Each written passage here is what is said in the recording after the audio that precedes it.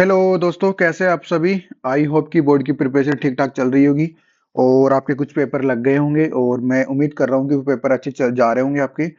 तो हमारी जो सीरीज चल रही थी हिस्ट्री की एनसीईआरटी रिवीजन सीरीज, उसका लेक्चर नंबर 3 होने वाला है आज। चैप्टर नाम है बंधुत्व, जाति और वर्ग। मैं उम्मीद कर रहा हूँ कि आपको वो पीछे वाले चैप्टर या आपने जो सीरीज चल रही है वो समझ में आ रही होगी और लेक्चर अच्छे लग रहे होंगे। अगर चैनल पे नए हो तो प्लीज चैनल को सब्सक्राइब कर लीजिए और ज्यादा से ज्यादा लाइक कीजिए, और कोई भी डाउट हो तो आप कमेंट बॉक्स में पूछ सकते हैं, उसका रिप्लाई आपको जल्दी मिल जाएगा। ठीक है। आज हम जो चैप्टर करने वाले हैं वो हमारा जो चैप्टर होने वाला है वो थर्ड होने वाला है। आज जो हम चैप्टर की मैं कुछ विशेषता बता देता हूँ। जैसा कि आज हम जो चैप्टर पढ़ेंगे वो नोट्स के साथ साथ हम आज बुक्स के भी कुछ इंपॉर्टेंट चीजें देखेंगे कि बुक्स में कौन सी लाइन इंपॉर्टेंट है, कौन सी लाइन से क्वेश्चन बनाता है बोर्ड। ठीक है। और कौन से क्वेश्चन बनाता है ये भी देखेंगे आज हम। तो काफी मजा आने वाला है। ठीक है। तो उस चैप्टर स्टार्ट करने से पहले कुछ इंपॉर्टेंट जो क्वेश्चन है वो देख लेते हैं हम। ठीक है। हमारा जो थर्ड चैप्टर है उसके कुछ इंपॉर्टेंट क्वेश्चन है। ठीक है। ये हम अपनी क्लास की क्लास नोट्स है, तो उस चैप्टर स्टार्ट करने से पहले अपन इंपॉर्टेंट क्वेश्चन लिखवाते हैं क्लास में।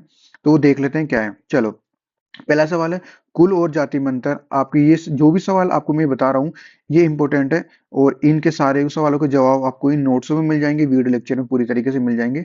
मैं एक बार जल्दी गो थ्रू हो जाता हूँ। ठीक है। पहला है कुल और जाति में अंतर। दूसरा है चार वर्णों की उत्पत्ति का उल्लेख किस ग्रंथ में मिलता है। ठीक है। नेक्स्ट है पितृवंशिकता और मातृवंशिकता में अंतर क्या है। या फोर्थ है मातृवंशिकता से आप क्या समझते हैं। ठीक है। विवाह के प्रकारों को वर्णन कीजिए। ठीक है। ब्राह्मणों द्वारा वर्ण व्यवस्था की देवी व्यवस्था क्यों बताया है। ठीक है। परिवार पर एक संक्षिप्त यानी कि लघु टिप्पणी कीजिए। गोत्र व्यवस्था के दो नियम बताइए। नए नगरों के उदय से आई सामाजिक जटिलता चुनौती किस प्रकार से आप समाधान बताएंगे। ठीक है। 600 बीसी से 600 एडी के मध्य आर्थिक और राजनीतिक परिवर्तन के कारण बताइए। ठीक है। महाभारत के समालोचनात्मक संस्करण को तैयार करने की परियोजना का वर्णन कीजिए। प्रतिवंशिकता के आदर्श को स्पष्ट कीजिए। ठीक है। और क्या ब्राह्मणी पद्धति के गोत्र संबंधित नियमों का संपूर्ण भारत में पालन किया जाता है। ठीक है। यह धर्मशास्त्र के चारों वर्णों के आदर्श जीवन से जुड़े हुए नियमों के बारे में बताइए। ये ठीक है। नेक्स्ट क्वेश्चन जो है हमारा वो है ब्राह्मणीय व्यवस्था में जाति पर आधारित सामाजिक वर्गीकरण किस प्रकार से किया गया है। नेक्स्ट है क्या सभी राजवंशों की उत्पत्ति क्षेत्रीय वर्ग से मानी जाती है क्या। ठीक है।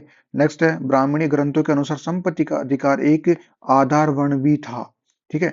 ये कुछ इंपॉर्टेंट क्वेश्चन है हमारी बुक्स के, तो ये होने वाले हैं। और ये नोट्स स्टार्ट करने से पहले मैं बता देता हूँ आज हम पहले जो पढ़ेंगे ना बुक्स के कुछ इंपॉर्टेंट एस्पेक्ट पढ़ेंगे। ठीक है। तो बुक्स को स्टार्ट करते हैं। ठीक है। आ जाइए बुक्स पे आ जाइए। चलो, हमारा जो टॉपिक होने वाला है बंधुत्व, जाति तथा वर्ग, आरंभिक समाज और लगभग 600 ईसा पूर्वी से लगभग 600 ईस्वी तक। आइए देखते हैं। इजी है, इसमें बता देता हूँ कि क्वेश्चन कैसे बना रहा है और किस जगह से बना रहा है। देखो, पहली लाइन में लगभग 600 ईसा पूर्वी से 600 ईस्वी तक के मध्य आर्थिक और राजनीतिक परिवर्तन, अनेक परिवर्तन हुए थे। क्या कारण थे और कौन से परिवर्तन हुए थे। चलो देख लेते हैं। क्वेश्चन ये पूछा है उसने। ठीक है। क्या कारण थे। वन क्षेत्रों में कृषि का विस्तार हुआ जिससे वहां रहने वाले लोगों की जीवन शैली में क्या हुआ, परिवर्तन हुआ। अभी मैं इसको समझाऊंगा, पहले पढ़ते हैं। शिल्प यानी कि हाथ से बनाने वाले जो विशेषज्ञ थे, उनकी जीवन शैली में भी, उनके सामाजिक समूह में भी क्या हुआ, उदय हुआ। जगह जगह लोग छोटे छोटे समूह बनने लगे। ठीक है। संपत्ति के असमान वितरण ने सामाजिक विषमताओं को क्या कर दिया, प्रखर कर दिया, बिखेर दिया। ठीक है। अब आइए इसको एक तरीके से समझते हैं। नेक्स्ट, 600 बीसी से 600 एडी के मध्य कौन से परिवर्तन है। पहला परिवर्तन था जो भी वन क्षेत्र है ना, जितने भी वन क्षेत्र है, उनमें कृषि लगातार बढ़ रही थी, उनका कृषि का विस्तार क्या हो रहा था, लगातार बढ़ रही थी। और वहां पर जो लोग रहते उनका जीवन निर्वाह में क्या आ रहा था, परिवर्तन आ रहा था। क्लियर हुआ। पहला क्या था, वन क्षेत्रों में कृषि का विस्तार धीरे धीरे बढ़ रहा था, और कृषि का विस्तार बढ़ेगा तो वहां पर रहने वाले लोगों के जीवन व्यापन या जीवन निर्वाह के तरीके भी क्या होंगे, चेंज होंगे। क्लियर हुआ, पहला रीजन। दूसरा, जो शिल्प थे, जो हाथ से बनाने वाले जो विशेषज्ञ थे, उनके सामाजिक समूह धीरे धीरे लगातार बढ़ रहे थे, उनका उदय हो रहा था। क्लियर हो गया। नेक्स्ट है संपत्ति का जो वितरण है, असमान वितरण है, जो फैलाव है, वो उसकी वजह से सामाजिक विषमताओं में क्या हो रही थी, धीरे धीरे वृद्धि हो रही थी। तीन रीजन है जिसकी वजह से सामाजिक और आर्थिक परिवर्तन देखने को मिले। पहला रीजन है वन क्षेत्रों में कृषि का विस्तार लगातार बढ़ रहा था। कृषि का विस्तार बढ़ेगा तो वहां पर रहने वाली जनसंख्या के लोगों के जीवन व्यापन में भी क्या होगा, वृद्धि होगी, चेंज आएगा।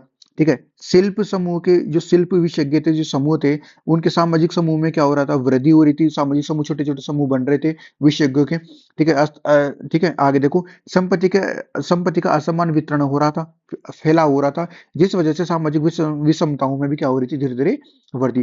तीन रीजनों की वजह से क्या आ रहा था, परिवर्तन आ रहा था। क्लियर हो गया? किताब की इन तीनों लाइनों को मैंने इजी करके समझा दिया। ठीक है, ये देखो, ये है इंपॉर्टेंट। अब दूसरे पेज में क्या इंपॉर्टेंट है वो देख लेते हैं। दूसरे पेज में इंपॉर्टेंट है हमारे सामने, महाभारत का समालोचनात्मक संस्करण क्या है। अब सीधी बात बोलूं ना, महाभारत का अध्ययन किया गया बहुत सारे विद्वानों ने। ठीक है, और उसका अलग अलग विद्वानों ने नेतृत्व किया, मतलब क्या बोलते हैं उसको, एक परियोजना बनाकर उसका संस्करण तैयार किया और अब अपने नए नए अर्थ निकाले। ठीक है, तो देखते हैं। पहला, महाभारत का समालोचनात्मक संस्करण 1919 में प्रसिद्ध संस्कृत विद्वान वी.एस. सुंकथकर के नेतृत्व में ये एक परियोजना शुरुआत की गई थी। कब की गई थी? 1919 में। ठीक है, और अनेक विद्वान मिलकर इस महाभारत का समालोचनात्मक संस्करण तैयार करने का क्या उठाया था उन्होंने, जिम्मा। क्लियर हुआ? नेक्स्ट है, इस परियोजना का काम करने वाले विद्वानों ने सभी पांडुलिपियों में पाए जाने वाले श्लोकों की तुलना करने का एक तरीका क्या लगा, ढूंढ निकाला। इस परियोजना पर जो भी अनेक विद्वान काम कर रहे थे, सभी पांडुलिपियों में, पांडुलिपि क्या, ताड़ के पत्ते या धातु से बने पत्ते, उनके ऊपर कुदेर के बनाए जाते हैं। ठीक है, सभी पांडुलिपियों पर पाए जाने वाले श्लोक की तुलना करने का एक तरीका या जिम्मा ढूंढ निकाला। क्लियर हो गया? नेक्स्ट, उनका प्रकाशन 1300 पृष्ठों में फैल अनेक खंडों में विभाजित हुआ। मतलब उन्होंने जो परियोजना बनाई थी, उनका जो उन्होंने लिखा, उन्होंने समझा, वो लगभग 13,000 पृष्ठों में फैली, पेज पेज में फैली और अनेक ग्रंथों में विभाजित कर दिया गया था। ये परियोजना लगभग 47 वर्षों में पूरी हुई थी। क्लियर हुआ? इतना टाइम लग गया नेक्स्ट है, इस इसमें दो बातें प्रमुख थी। पहली थी, संस्कृत के कई पाठों को अनेक अंशों में समानता थी। संस्कृत के जो पाठ थे, अनेक लेसन थे, उनमें अनेक अंशों में क्या थी, समानता थी। क्लियर हुआ? नेक्स्ट, दूसरी बात क्या थी, कुछ शताब्दियों के दौरान हुए महाभारत के प्रक्षेपण में अनेक क्षेत्रीय अंतर भी सामने आए। क्लियर हो गया? नेक्स्ट, सभी प्रक्रियाओं के बारे में हमारी समझ मुख्यतः उन ग्रंथों पर आधारित थी जो संस्कृत के ब्राह्मणों द्वारा उन्हीं के लिए लिखे गए थे। 19वीं शताब्दी और 20वीं शताब्दी के इतिहासकारों ने पहली बार सामाजिक इतिहास के मुद्दों का अनुशीलन करते हुए समय इन ग्रंथों को सतही तौर पर समझा और उनका विश्वास था कि इन ग्रंथों में जो कुछ भी लिखा गया है वो वास्तव में उसी तरह से व्यवहार में लाया जा सकता है जो अन्य भाषाओं में लिखे गए थे। चलो इसको इजी करके समझते हैं। नेक्स्ट देखो, महाभारत का समालोचनात्मक संस्करण कब हुआ था? 1919 में। किसने किया था? वीएस ने। ठीक है, और ये संस्कृत विद्वान थे। इसके साथ अन्य विद्वानों ने भी क्या किया था, इस परियोजना में काम। ठीक है, पॉइंट में देखे तो, ठीक है, वीएस सुंकतकर के नेतृत्व में परियोजना, इनके नेतृत्व में ये परियोजना हुई थी, तो पहला पॉइंट इनके नाम पर आएगा। दूसरा, अनेक श्लोकों की तुलना की गई थी इसमें और लगभग 13,000 पृष्ठ लिखे गए थे। ठीक है, दूसरी दो बातें निकल कर सामने आई थी हमारे सामने, और सभी प्रक्रियाओं में हमारी समझ कैसी थी, लास्ट में देखा था अपन ने। तो चार पॉइंटों में डिवाइड कर दिया मैंने। ठीक है, इसमें देखते हैं किताब के अकॉर्डिंग। देखो, चार पेजों में डिवाइड कर दिया इसको। पहला है, वीएस सुंकतागर के नेतृत्व में परियोजना, यहां से लेकर यहां तक लिखा जाएगा इसका आंसर। ठीक है, दूसरा, यह परियोजना पर काम करने वाले सभी पांडुलिपियों में पाए जाने वाले श्लोकों की तुलना करने का एक तरीका क्या निकला था, तो उन्होंने क्या की थी, श्लोकों की तुलना करी थी। जो भी श्लोक थे उन सभी श्लोकों की क्या करी थी, तुलना करी थी। ठीक है, और दो बातें सामने उभर कर आई थी। पहली बात है तो संस्कृत के कई पाठों में क्या थी, समानता थी। दूसरी बात है, कुछ शताब्दियों के दौरान भारत के प्रशिक्षण में अनेक क्षेत्रीय प्रभेद में भी क्या सामने आए थे, प्रभेद भी सामने आए थे। तो दो बातें सामने आई, पहली एंड और दूसरी। तो चौथा पॉइंट क्या है, सभी प्रक्रियाओं में हमारी समझ। तो ये जितना भी लिख रखा है ये सभी इसके पॉइंट हो गए, तो चार पॉइंट हो गए। क्लियर हो गया? देखो ऐसे निकालते हैं इंपॉर्टेंट चीजें। हो गया, नेक्स्ट आगे देखते हैं। आगे देखिए कि परिवार क्या है। तो परिवार वैसे बहुत सारे अर्थ है परिवार के, लेकिन आपकी बुक्स में क्या क्या दे रखा है, संस्कृत के संस्कृत ग्रंथों में कुल शब्द का प्रयोग किया गया है परिवार के लिए। कुल यानी कि पूरा, भाई वो किस कुल से आता है, किस परिवार से आता है। और जाति शब्द का प्रयोग किया गया एक बड़े समूह के लिए। ठीक है, पीढ़ी दर पीढ़ी किसी भी एक कुल के पूर्वज इकट्ठे के रूप में एक वंश के रूप में माने जाते हैं। पीढ़ी दर पीढ़ी, ठीक है, और एक पीढ़ी दर लगातार चली आ रही पीढ़ी, कुल के रूप पूर्वज एक इकट्ठे रूप में अपने वंश, अपने इकट्ठा जो रूप है और अपना समूह, उसको क्या नाम दिया गया है उन्होंने, वंश। और वंश को ही क्या बोला गया है, कुल या परिवार। क्लियर हो गया? परिवार पर एक लघु टिप्पणी लिखना है, तो देखो इसमें समझते हैं। परिवार एक बड़े समूह का हिस्सा होते हैं, जिन्हें हम संबंधित संबंधी कहते हैं। तकनीकी तौर पर जातीय समूह भी कह सकते हैं। ठीक है, पारिवारिक रिश्ते नैसर्गिक और रक्त संबंध माने जाते हैं, खून का रिश्ता जिसे कहते हैं आप। किंतु इन संबंधों को परिभाषित करना अलग अलग तरीके से की जा सकती है। कुछ समाजों में भाई बहन खून का रिश्ता माना जाता है और कुछ अन्य समाजों में ऐसा नहीं मानते हैं। और ये परिवार की डेफिनेशन है, दोनों लिखना है आपको। क्लियर हो गया? नेक्स्ट, पितृवंशिकता और मातृवंशिकता में क्या अंतर है? जिसमें पिता के पुत्र पर पौत्र या आदि चलती है, यानी कि सीधी बात है, वंश पिता के नाम पर चलता हो, जिसमें वंश माता के नाम पर चलता हो। मातृवंशिका जिसमें पिता के नाम चलता है, पितृवंशिकता। नेक्स्ट, पितृवंशिकता के आदर्श क्या है? पितृवंशिकता की आ- आदर्शों में विभिन्नता में क्या अंतर है? देखो, पितृवंशिकता में गोत्र माता की मृत्यु के बाद उनके संसाधनों पर अधिकार जमा लेते हैं। ठीक है, क्या बोल रहा है? पितृवंशिकता में पुत्र पिता की मृत्यु के बाद उनके संसाधनों पर, और सीधी बात है, उत्तराधिकारी बनेगा वो। ठीक है, नेक्स्ट, अधिकतर राजवंश पितृवंशिकता का अनुसरण करते हैं, उसको फॉलो करते हैं। क्लियर हो गया? ठीक है, नेक्स्ट, अब इसमें विभिन्नता क्या है वो देखते हैं। Next, विभिन्नता क्या है? पहली है, कभी कभी पुत्र के ना होने पर एक भाई दूसरे का उत्तराधिकारी हो जाता है। पहली बात, मान लीजिए कोई एक व्यक्ति है, उसके बेटा नहीं है और उसके भाई है, तो उसकी संपत्ति का अधिकार इसका हो जाएगा। क्लियर हो गया? समझ में आ गया? कभी बंधु बंधु बांधव सिंहासन पर अपना अधिकार जमा लेते हैं, मतलब भाई बंधु इसके सिंहासन पर क्या लगा लेते हैं? अधिकार जमा लेते हैं। क्लियर हो गया? नेक्स्ट, विशिष्ट परिस्थितियों में स्त्रियां, ठीक है, विशिष्ट परिस्थितियों में स्त्रियां भी सिंहासन पर अधिकार जमा सकती है, जैसे कि एग्जाम्पल, इतिहास में एग्जाम्पल है प्रभावती गुप्त, सत्ता का उपयोग करके। क्लियर हो गया? तीन बातें सामने आई है, हमारी विभिन्नता दिखाई देती है। यहाँ तक। अब ये जो आपके मैंने गोला कर रखा है, इनको देखना है, क्योंकि मैप में पूछ रखे हैं स्थान कौन कहाँ कहाँ है। ठीक है, नेक्स्ट आ जाओ, जो मेन मेन बातें हैं वो देख लेते हैं।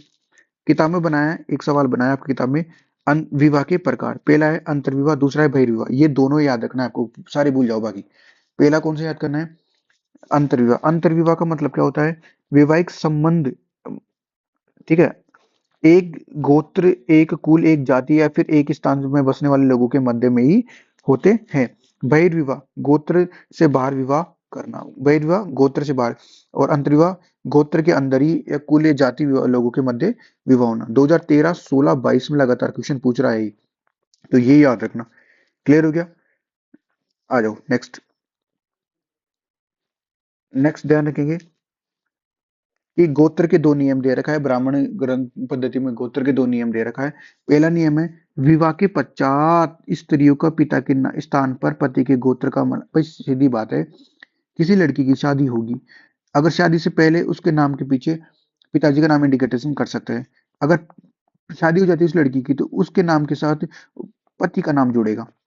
ये बात आपको समझ में आ गई होगी। ठीक है, दूसरा, एक ही गोत्र के सदस्य आपस में विवाह का संबंध नहीं रखते हैं।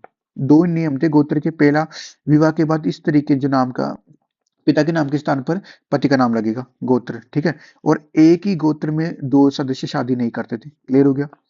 हो गया? नियम ये प्रश्न बन रहा है, ब्राह्मणी पद्धति में गोत्र के वर्गीकृत नियम कौन से? ये दो नियम है। ठीक है, नेक्स्ट। नेक्स्ट देख लेते हैं अपन। ये देखो, क्या क्या ब्राह्मण पद्धति में गोत्र संबंधित नियमों का संपूर्ण भारत में पालन किया गया है? तो देख लेते हैं क्या है। कुछ सातवाहन राजा बहुपत्नी विवाह को मानने वाले थे। ठीक है, सातवाहन राजाओं ने विवाह करने वाली रानियों को नामों का विश्लेषण इस तथ्य के आधार पर इंगित किया कि उनके नामों पर गोत्र या विशिष्ट गोत्रों से उद्भूत थे, जो उनके पिता के गोत्र थे। इससे प्रतीत होता है कि विवाह के बाद भी अपने पति कुल के गोत्र को ग्रहण करने की अपेक्षा, जैसा ब्राह्मणी व्यवस्था में अपेक्षित था, उन्हें पिता का गोत्र नाम ही कायम होता था या रखना होता था। यह तथ्य ब्राह्मणी बहिर्विवाह पद्धति के नियमों के क्या था? विरुद्ध। अब ये समझाने की कोशिश करी है उसने। ठीक है भाई, कुछ महिलाएं अपने नाम के आगे पति का नाम जोड़ती थी, या पीछे नाम जोड़ती थी, या फिर अपने पिताजी का नाम जोड़ती थी। तो ऐसा समझाने की कोशिश करी उसने। देखो, अब माताओं का इंपॉर्टेंस देख रहे हैं।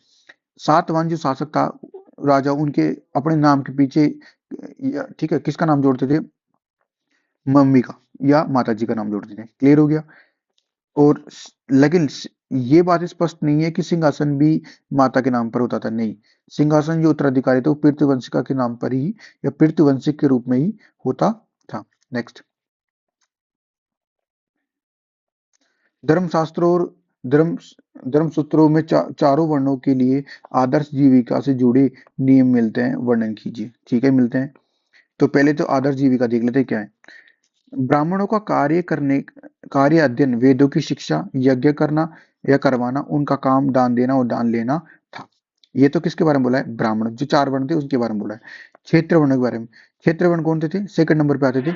जो कर्म युद्ध करते थे, लोगों को सुरक्षा प्रदान करते थे, न्याय करना, वेद पढ़ना, यज्ञ करवाना, दान दक्षिणा देना आदि। क्लियर हो गया।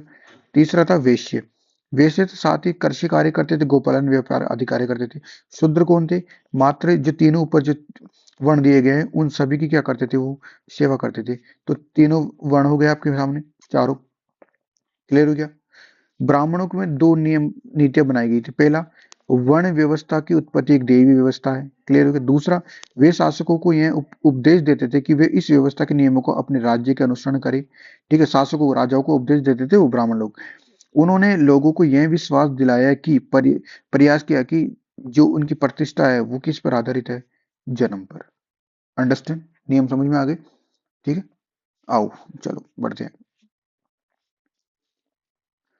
जाति और सामाजिक गतिशीलता। भारत में ब्राह्मण व्यवस्था में जाति पर आधारित सामाजिक और ब्राह्मणी किस प्रकार वर्गीकृत किया गया है? देखो, ब्राह्मणी सिद्धांत में वर्ण की तरह जाति भी एक जन्म पर आधारित थी, किंतु वर्ण जहां मात्र चार थे वहीं जातियों की संख्या क्या थी? अनिश्चित। अनिश्चित मतलब फिक्स नहीं थी। व्यवसायिक वर्ग जैसे सुवर्णकार, जिन्हें चार वर्णों वाली व्यवस्था में समाहित करना क्या था? संभव नहीं था। उनका जाति में वर्णित कर दिया गया था या वर्गीकृत कर दिया था। वे जातियों जो एक ही जीविका अथवा व्यवसाय से जुड़ी थी उन्हें कभी कभी श्रेणी में भी क्या किया जाता? संगठित छोटे छोटे समूह में भी क्या कर दिया जाता? बांट दिया जाता था। चारों वर्णों को अपने देख लिया है। अंडरस्टैंड? देखो, किताब की अंडरस्टैंडिंग बनाने की कोशिश कर रहा हूँ मैं आपके लिए। ठीक है, जो इसमें काम की बात है वो अपन देखेंगे, बाकी नोट से देखेंगे। नेक्स्ट टॉपिक है, चांडाल कौन थे? शवों की अंत्येष्टि और मृत शवों को छूने वालों को क्या कहा जाता था?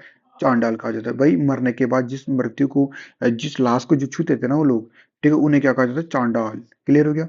उन्हें वर्ण व्यवस्था वाले समाज में निम्न कोटि का माना गया है, शूद्र की कोटि के बराबर माना गया है चांडालों को। ठीक है, और ऐसे लोग ऐसे कहते थे कि चांडालों को छूने का मतलब है अपवित्र हो जाना।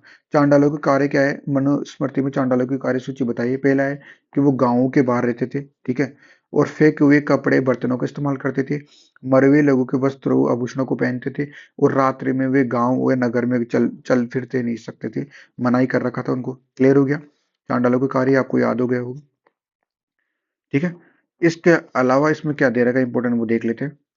ठीक है, इसके अलावा छोटा सा ये दे रखा है, इसको समझते हैं कि बौद्ध द्वारा ब्राह्मण द्वारा स्थापित वर्ण व्यवस्था की आलोचना की गई है। क्या कर की गई है आलोचना, देखते हैं।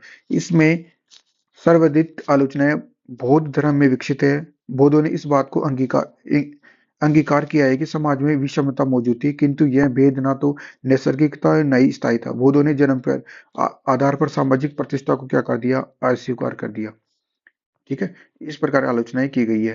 ठीक है, नेक्स्ट, साहित्यिक स्रोतों का प्रयोग करते समय इतिहासकारों को किन बातों को ध्यान में रखना चाहिए? ये नॉर्मल क्वेश्चन है लेकिन फिर भी अपन देख लेते हैं। दो तीन बातें। ग्रंथ किस भाषा में लिखा गया है? पाली, प्राकृत और तमिल, जो आम लोगों द्वारा बोली जाती थी, अथवा संस्कृत, जो विशिष्ट रूप से पुरोहित या खास वर्ग द्वारा प्रयोग में लाई जाती थी। पहला तो ये ध्यान रखूंगा मैं कि किस भाषा में लिखा जाएगा ग्रंथ। दूसरा, क्या यह ग्रंथ मंत्र थे जो अनुष्ठानकर्ताओं द्वारा पढ़े या उच्चरित किए जाते थे, अथवा ये कथा ग्रंथ थे जो लोग पढ़ सकते थे? ठीक है, या तो महान ग्रंथ थे या आम ग्रंथ थे जिन्हें लोग आराम से पढ़ सकते थे। नेक्स्ट,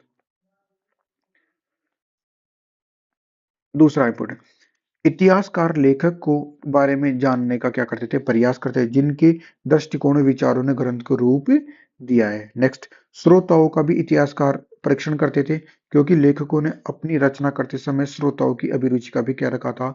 ध्यान रखा था। क्लियर हो गया। इन बातों को ध्यान रखेंगे।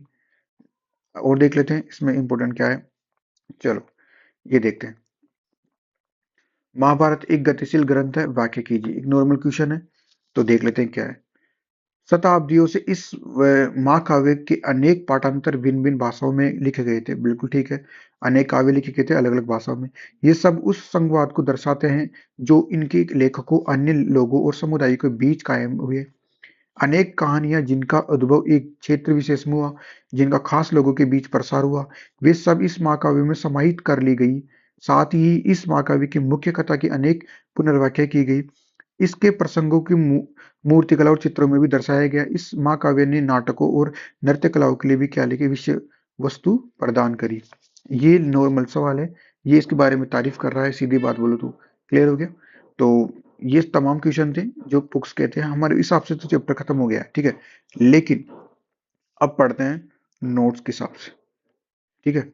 नोट्स के हिसाब से ये ऑलरेडी अपने टॉपिक देख लिया है, ठीक है।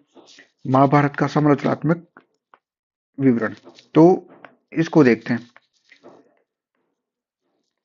पहला क्वेश्चन बना लिया, 2014 में सवाल पूछा था, किसने तैयार किया, कब और नेतृत्व किसने किया था। देखो पहला, वीएस सुंकतकर के नेतृत्व में परियोजना कब हुई थी? 1919 में। संस्कृत भाषा के विद्वान वीएस के नेतृत्व में एक परियोजना की शुरुआत की गई थी। अनेक विद्वानों ने मिलकर महाभारत का समालोचनात्मक संस्करण क्या किया था, तैयार करने का जिम्मा उठाया था। यहाँ तक क्लियर हुआ? नेक्स्ट पॉइंट है श्लोकों की तुलना। परियोजना पर काम करने वाले विद्वानों ने सभी पांडुलिपियों में पाए जाने वाले श्लोकों की क्या करी थी, तुलना करने का एक तरीका ढूंढ निकाला था, ठीक है। उनका प्रकाशन लगभग 13,000 पृष्ठों में भी फैल गया था, ठीक है, और कई खंडों में विभाजित था, ठीक है। इस परियोजना को पूरा करने में 47 साल लग गए थे। यहाँ तक क्लियर हुआ? प्रारंभ में 10,000 श्लोक थे, परंतु वर्तमान में श्लोकों की संख्या बढ़कर कितनी हो गई थी? 1,00,000। आई होप कि समझ में आएगा टॉपिक। क्लियर हुआ? नेक्स्ट नेक्स्ट टॉपिक देखते हैं इसी का। दो उभरती बातें सामकर आई थी, दो विशेष बातें। पहली कौन सी थी? संस्कृत के कई पाठकों के अनेक अंशों में क्या थी? समानता देख लिया था। कुछ शताब्दियों के दौरान महाभारत के प्रशिक्षण में अनेक क्षेत्रीय विभेद भी क्या हुए थे? उभर कर सामने आए थे। नेक्स्ट, सभी प्रक्रियाओं में उभरी हमारी समझ मुख्यतः उन ग्रंथों पर आधारित थी जो संस्कृत के ब्राह्मणों द्वारा उन्हीं के द्वारा लिखी गई थी। 19वीं और 20वीं शताब्दी इतिहासकारों ने पहली बार सामाजिक इतिहास के मुद्दों को अनुशीलन करते हुए समय पर ग्रंथों को सही तौर पर समझा। यहाँ तक टॉपिक क्लियर हो गया होगा। नेक्स्ट है वर्ण और जाति में अंतर। 2016 में पूछ रखा है, वर्ण और जाति में अंतर क्या है देख लो। वर्ण चार प्रकार के बता दिया है, ब्राह्मण, क्षत्रिय, वैश्य, शूद्र। वर्ण संपत्ति का अधिकार, वर्णों का आधार क्या था? संपत्ति का अधिकार। क्लियर हो गया? जबकि जातियों की संख्या क्या थी? अनिश्चित थी, और इनका आधार क्या था? जन्म। क्लियर हो गया? दोनों में वर्ण किसका आधारित है? संपत्ति के अधिकार पर, जबकि जातियों का आधार क्या था? जन्म पर आधारित। अंडरस्टैंड? नेक्स्ट, परिवार। परिवार क्या है? फैमिली क्या है? संस्कृत ऑलरेडी बता दिया, कुल शब्द से इंडिकेट करते थे परिवार को, ठीक है। बड़े समूह में रहते थे उन्हें जाति के नाम से इंडिकेट करते थे, ठीक है। पीढ़ी दर पीढ़ी लोग कुल के पूर्वज इकट्ठे रूप में रहते थे, उन्हें किस नाम से जाना जाता था? वंश, ठीक है। कुछ समाजों में भाई बहन से खून का रिश्ता माना जाता था, नैसर्गिक रिश्ता, किंतु अन्य समाजों में ऐसा नहीं मानते थे। क्लियर हो गया? वंशिकता से क्या, ऑलरेडी अपन ने समझ लिया, ठीक है। और विभाजन भी देख लिया, मातृवंशिकता देख लिया, ठीक। गोत्र के दो नियम देख लिए। स्त्री को विवाह के समय पश्चात गोत्र पति का माना जाता था, और समान गोत्र सदस्य विवाह नहीं करते थे, ये भी देख लिया ऑलरेडी, ठीक है। और मनुस्मृति के अनुसार पुरुषों के लिए संपत्ति का अर्जन के चार तरीके बताइए। मनुस्मृति में पैतृक संपत्ति के बंटवारे के संबंध में स्त्रियों के लिए क्या प्रावधान थी, ठीक है। मनुस्मृति का संकलन कब किया गया था? स्त्री धन किसे कहते हैं? स्त्री धन को परिभाषित कीजिए। ये PYQ है, छोटे छोटे, इनको देख लेते हैं एक बार, ठीक है। आइए, पहला टॉपिक हमारा मनुस्मृति। मनुस्मृति किसके द्वारा लिखी गई थी? मनु के द्वारा, ठीक है। प्राचीन महान ग्रंथ था। दूसरी बात, तीसरी बात, 200 ईसा पूर्वी से 200 ईस्वी तक समय में लिखा गया था। क्या बात करता है? समाज को वर्गीकरण जातियों और उनके कार्यों के आधार पर किया गया है, इसमें ये लिखा हुआ है। क्लियर हो गया? नेक्स्ट, संपत्ति, स्त्री पुरुष के अधिकार। मनुस्मृति में क्या लिखा हुआ है?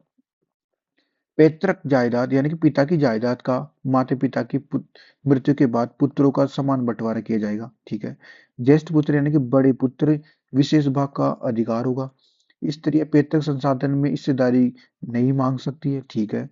विवाह के समय मिले उपहारों यानी कि गिफ्ट स्त्रियों का स्वामित्व था, जिसे क्या नाम दिया गया, स्त्री धन। संतान का विरासत रूप में प्राप्त कर सकती थी, परंतु पति का कोई अधिकार नहीं होता था। नेक्स्ट, बहिर्विवाह विवाह पद्धति, ये देख लिया पी वाई की ऑलरेडी, ठीक है।